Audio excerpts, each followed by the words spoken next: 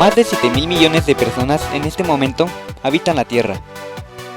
Esto es más del doble que hace unos 50 años. Se está hablando de 81 millones de personas por año y cada 10 años alrededor de 1.000 millones de habitantes se añaden a la población mundial. ¿Qué consecuencias nos podría traer el que la población siga aumentando de esta manera tan rápida?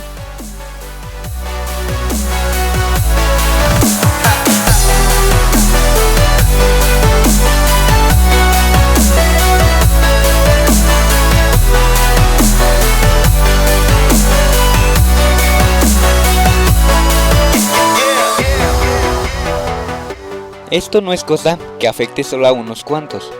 ¿Te has dado cuenta de con cuántas personas viajas en el transporte público?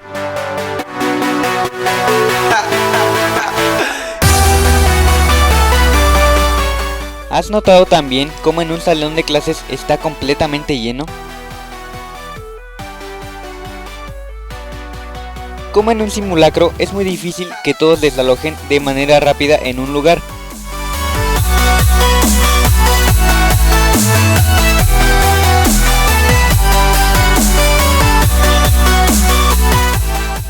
¿Qué consecuencias más nos podría traer esto?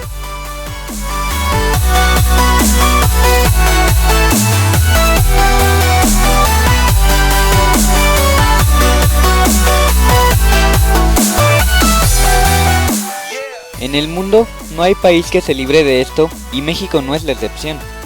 En el mundo hay 7 mil millones de habitantes y México aporta la cantidad de 112 millones de habitantes, pero ¿los habitantes están distribuidos de manera uniforme en todo el territorio mexicano?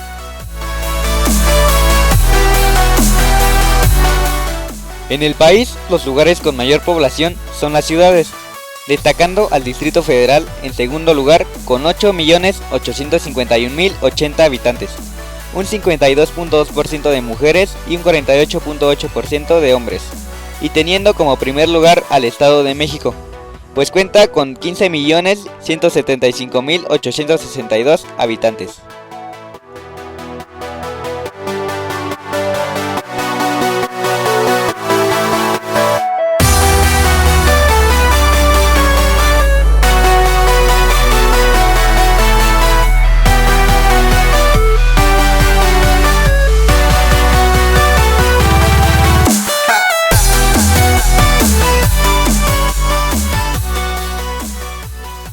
Después teniendo a las delegaciones más pobladas en el Distrito Federal, Iztapalapa con 1.800.000 de habitantes y Gustavo Madero más de 1.100.000 habitantes. Esto nos trae varias consecuencias, muchas cosas que dañan a la población, esto gracias a la misma, entre ellas está la contaminación. En México se recolectan diariamente 86.343 toneladas de basura. ¿Puedes imaginar toda esa basura? Es decir, 770 gramos por persona que son generadas principalmente en viviendas, edificios, calles y avenidas.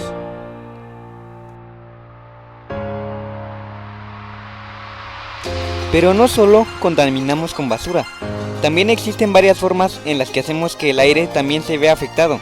La contaminación del aire se denomina a la adición de elementos tóxicos como el CO2 o dióxido de carbono. Este tipo de contaminación afecta al bienestar de las personas, animales y plantas de forma negativa. Los principales gases contaminantes atmosféricos son el óxido de azufre que se origina en las refinerías de petróleo, el monóxido de carbono provenientes del uso de las estufas y coches, el óxido de nitrógeno que existe en puntos de energía nuclear y vehículos de combustión interna, y el dióxido de carbono proveniente de industrias y de la actividad de deforestación. Esto nos puede traer también como consecuencia la lluvia ácida. La lluvia ácida se refiere a cualquier forma de precipitación que sea húmeda, como lluvia, nieve o niebla, o seca, como polvo o humo, que contiene niveles más altos de los normales en ácido sulfúrico y nítrico. Este tipo de lluvias puede ser provocado por fenómenos naturales como lo son los volcanes o la vegetación en descomposición como derivada de la acción del hombre, como las emisiones de CO2 y óxidos de nitrógeno que procede de la combustión de combustibles fósiles.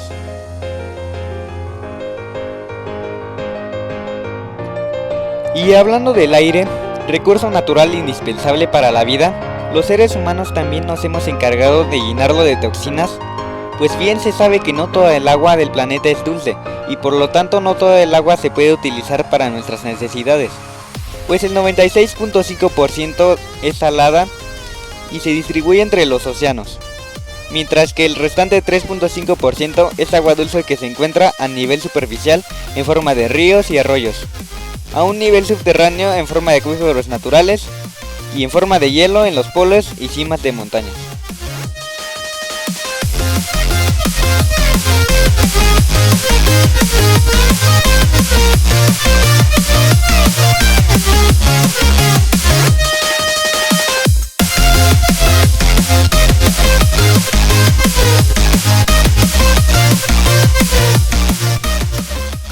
Pero sin importar de que sabemos esto, a la mayoría de la población no le importa seguir tirando basura en los ríos o lagos, o a las fábricas seguir contribuyendo a esto al arrojar todos los desechos que de estas salen, también al tirar el aceite a las coladeras y una infinidad de formas en las que seguimos terminando con uno de nuestros recursos naturales de muy alta importancia.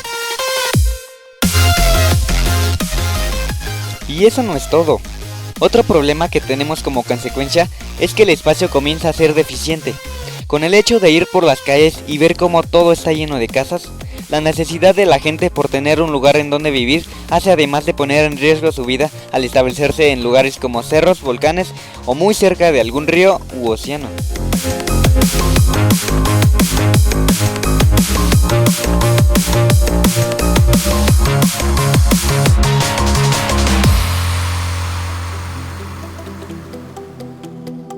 Pero aún así no se acaban los problemas de las familias, pues además de todo, indiscutiblemente se tiene que tocar un punto de mucha importancia como lo es la educación, pues el lugar en las escuelas es difícil de conseguir, o preocuparnos por tener una buena educación porque los recursos son escasos.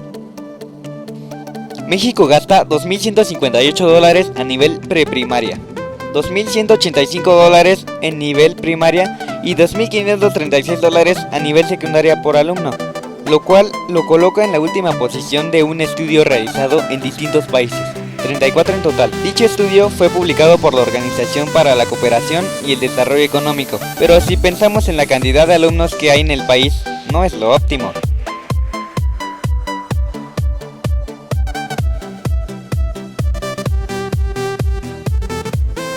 En secundaria y bachillerato, un profesor mexicano debe atender a 30 adolescentes por grupo, frente a una media de 13 de los países más desarrollados, y en educación preescolar es de 25 niños, frente a un estimado de 13 por maestro en los demás países de la organización. Disminuir ese estimado es la mayor medida que se debe para mejorar la educación en México, ya que los grupos de todas las escuelas a nivel medio superior son conformados entre 45 y 55 alumnos, y eso hace insuficiente la educación en nuestro país. Disminuir ese estimado es la mayor medida que se debe de tomar para mejorar la educación en México, ya que los grupos de todas las escuelas a nivel medio superior son conformados entre 45 y 55 alumnos, y eso hace insuficiente la educación en nuestro país. Estoy con el profesor Mario de... Bueno, profe, primero que nada, ¿a usted como persona cómo le afecta la sobrepoblación en su vida diaria? No como lejos de la prepa, no sé, en los traslados. Sobre todo, uno, el tráfico. Cada vez cuesta más trabajo moverse de un lugar a otro. ¿Desde dónde viene usted? Desde Tecámac. Desde Tecámac. ¿Y se llena mucho? Sí, en las mañanas hago como 2 horas para llegar hasta acá. ¿Algún otro problema que le genere? Servicios. ¿Servicios? ¿Como cuál? En el municipio le cuesta mucho trabajo recoger la basura, mantener el alumbrado funcionando, porque cada vez hay más calles, cada vez hay más personas que tiran la basura. Supongo que también por eso la atención médica cada vez es más deficiente. Exactamente, y también el servicio del agua, cada vez hay menos agua. Bueno, eso sí. Y como profe, primero que nada, ¿cómo ve que le afecta a los estudiantes de la prepa 9? No de la UNAM, de la 9. ¿La prepa 9? Ajá. Número uno, que es más difícil ingresar, porque cada vez hay más aspirantes, y pues obviamente es más difícil tener los aciertos necesarios para entrar. Luego la seguridad. cada vez hay más estudiantes y más gente y más asaltos y la policía no se da abasto, cuidando todo el día. De hecho, nada más hay policía los viernes, porque entre semana no. Entonces, y lo mismo, la prepa también tiene más alumnos que antes, entonces hay problemas de aulas, por eso es que hay maestros que luego se quedan horas perdidas y provocadas, porque no hay salones para que ellos puedan darle clases a los alumnos. Entonces, en general también la prepa ya está sobrepoblada. Usted como maestro, ¿qué situaciones ha tenido con la sobrepoblación? ¿Le dificulta dar su clase? ¿Sí, acaso? Se me dificulta porque no hay recursos para dar la clase. ¿A qué se refiere con esto? A veces no alcanzan las computadoras para los alumnos, no hay reactivos en los laboratorios, no hay material para que cada alumno haga sus propias prácticas. Esto pues, sí me afecta la sobrepoblación porque siempre tenemos la misma cantidad de recursos y cada vez hay más alumnos y tengo que repartir las actividades. Y ahora sí, en la UNAM en general, ¿cómo la afectaría? En la UNAM en general, el problema de la sobrepoblación ya empieza a tener impacto político y de control escolar, porque si un alumno tiene una idea válida o no válida para hacer una protesta, las autoridades no pueden controlarla. Por ejemplo, cuando hay una protesta que toman rectoría, nunca sacan los dejan ahí. ¿Por qué? Porque son muchos, le da mala imagen a la UNAM y demás, entonces las autoridades se someten a la voluntad o a los prejuicios de los alumnos en algún momento. Entonces la UNAM tiene problemas para poder ejercer su autoridad para cumplir con el servicio de docencia, porque cada vez le cuesta más trabajo manejar un número muy grande de estudiantes. Supongo que ya sigue todo. Muchas gracias, profe. Bueno. Debemos implementar medidas para descender la rapidez con la que ha crecido la población mundial. Esto es un tema cultural y es por ello que debemos adoptar políticas de concientización sobre los efectos adversos a la superpoblación en una determinada región, así como el daño provocado a los recursos naturales como los ecosistemas y el desplazamiento de especies. Algunas políticas pueden ser las de planificación familiar para comunidades donde no se poseen los medios económicos para los controles de natalidad. Asimismo, implementar medidas sancionatorias en países cuyo aumento poblacional exceda los niveles de recuperación de recursos naturales y, de no cumplirse, emitir sanciones más fuertes a aquellas familias que sobrepasen el nivel mínimo para una calidad de vida óptima.